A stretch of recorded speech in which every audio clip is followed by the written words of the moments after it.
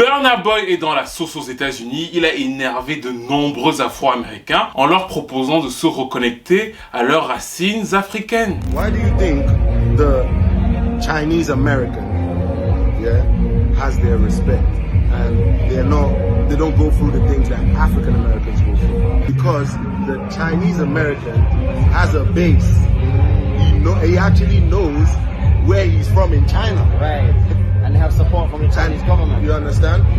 Comme vous pouvez le voir, c'est une question qu'on lui pose lors d'une interview. Pourquoi est-ce que la diaspora américaine devrait se reconnecter avec l'Afrique? Là, il explique que l'Afrique, ça reste malgré tout leur terre-mère. Et il prend l'exemple des Sino-Américains et des Italo-Américains en disant qu'ils ont un certain respect et qu'ils souffrent moins en Amérique parce qu'ils ont ce lien, ce respect pour leurs origines. The Italian American, they know where their grandparents came from in Italy before. They know the first person in their family to come to America to start that line that made them Italian American. They know.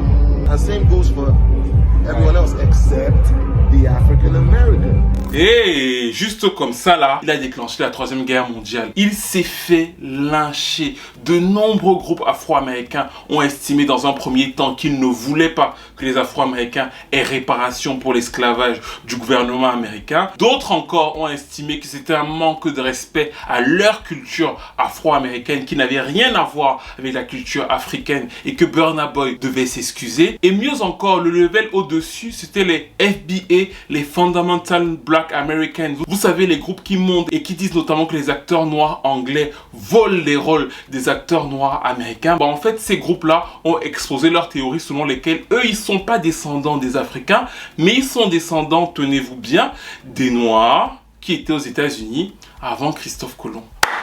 Burna qui a été totalement déboussolé par cet amas de haine, violence qu'il a reçu, est allé dans sa story, il s'est dans un sens excusé, il a dit qu'il ne voulait blesser personne, que son but était au contraire de faire un lien, qui n'était pas pour que les Afro-Américains ne récupèrent pas réparation de la part du gouvernement américain, au contraire, il les soutient dans ça, mais qui voulait juste dire qu'en Afrique, il y a des gens qui les aiment, que ça reste le même peuple et qui ne voulait pas une sorte de division. Mais la séquence nous montre pourquoi, et on en avait déjà parlé dans la vidéo que j'avais faite dessus, certains Afro-Américains, pas tous bien sûr, sont autant attachés au Wakanda parce que Wakanda, encore une fois, c'est un moyen pour eux d'éviter le regard vers l'Afrique qu'ils estiment être pauvre, honteuse, qui ne correspond pas au reflet qu'ils se font d'eux-mêmes. Il y a aussi derrière tout ça un gros problème d'éducation parce qu'on avait quand même des gens qui expliquaient que oui, mais pourquoi est-ce que les Africains veulent toujours nous tirer vers eux? Certains d'entre nous sont descendants des gens des Caraïbes. Et là, tu te dis quand même, merci papa et maman de m'avoir envoyé à l'école. Triste réalité.